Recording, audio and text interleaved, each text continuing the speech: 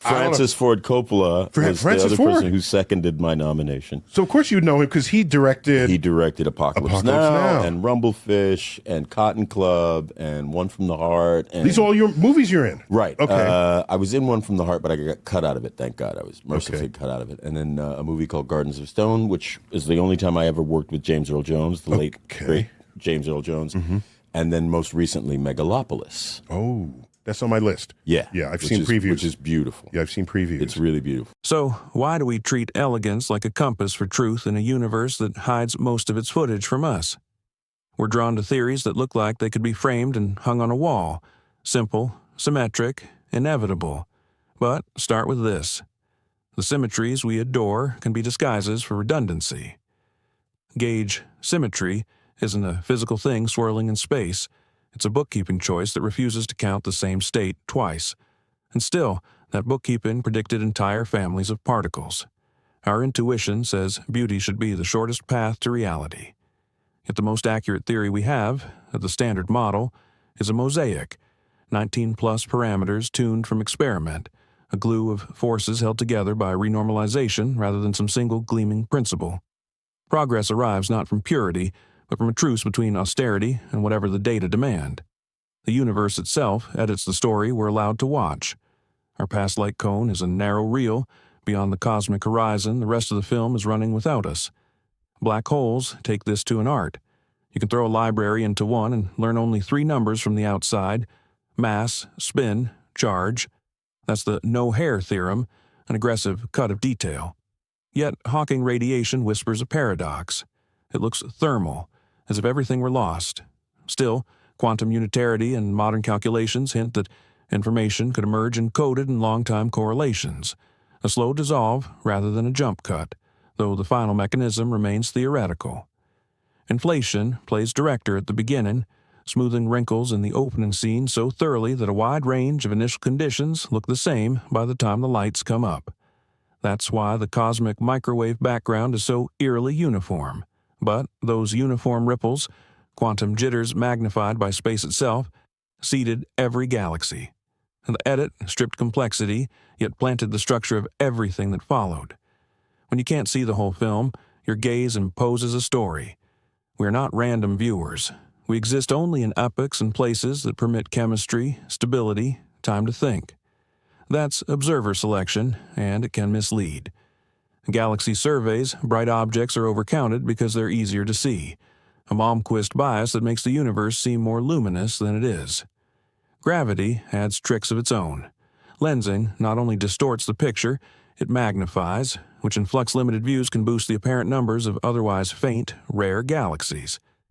These observational biases have cosmological cousins. If a multiverse emerges from inflation, most universes may be sterile, and we're in one of the rare hospitable pockets. Then the smallness of dark energy isn't an equation's triumph. It's a filter. If it were much larger, matter would never condense into galaxies. The paradox is that selection effects can both clarify and confuse.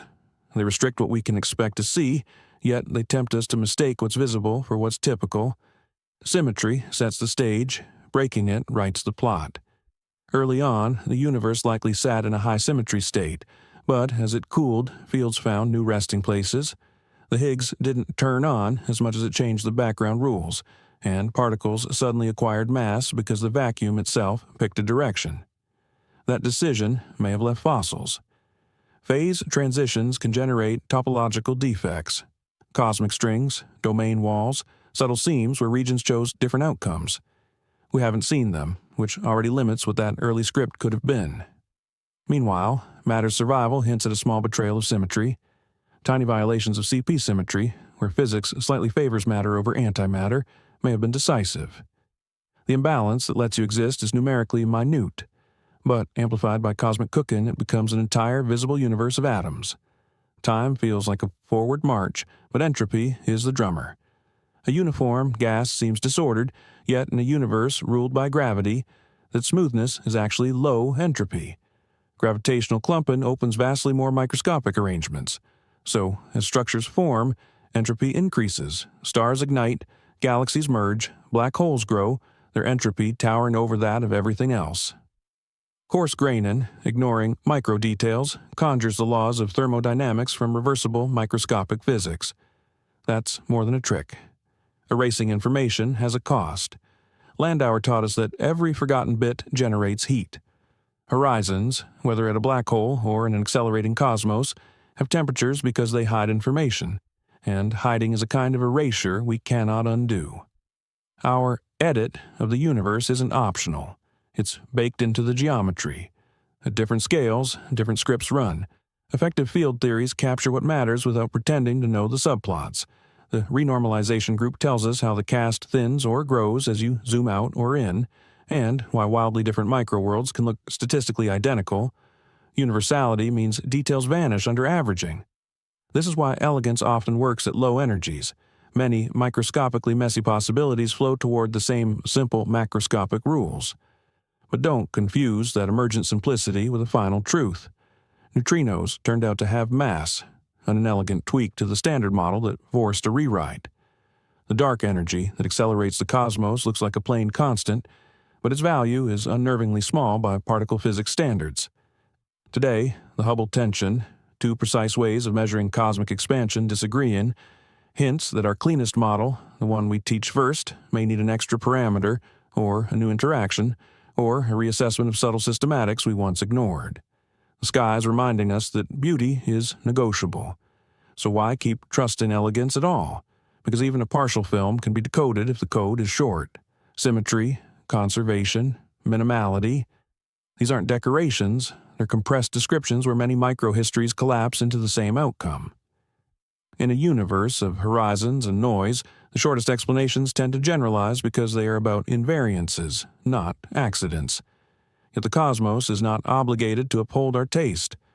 Our brains use elegance as a prior, a way to place bets when information is hidden by distance, by time, by gravity. Resolution is a partnership. Let beauty guide hypotheses where data are thin, then let observation keep score. The editor that cuts reality is entropy and horizon geometry. Our job is not to demand a perfect script, it's to recover the missing scenes by inference, experiment, and the humility to revise. We lean on elegance because it compresses what's knowable when much is unseen. But we find truth only when the universe, not our aesthetic, approves the final cut. Like if this was interesting, and hit the subscribe for more.